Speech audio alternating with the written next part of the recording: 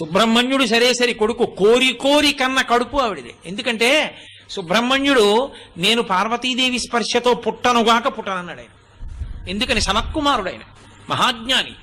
ఆయన ఓసారి బొంత కుట్టుకుంటుంటే పరమేశ్వరుడు వెళ్ళి నీకు వరం ఇస్తానన్నాడు. ఆయన అన్నాడు, నువ్వు నాకు ఇచ్చేది నీకే ఇస్తాను, కోరుకో అన్నాడు.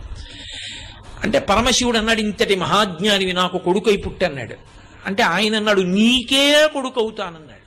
అంటే పార్వతీదేవి ఏమిటి నీకే అంటే ఏమిటి, నీకే అంటే నాకు కూడా అంది. ఆయన అన్నాడు, అమ్మ అలా నాకు అది కుదరదు, నువ్వు ఎంత జగన్మాతవైనా నేను గర్భవాసం చేయను, యోని సంభవుణ్ణి కాను, అందుకని నీ కడుపులో నేను పడుకోను అన్నాడు. అదేమిట్రా నాయన, నీ వంటి వాడు నా కొడుకు కాకపోతే అలా అవ్వవలసిందే అందావిడ.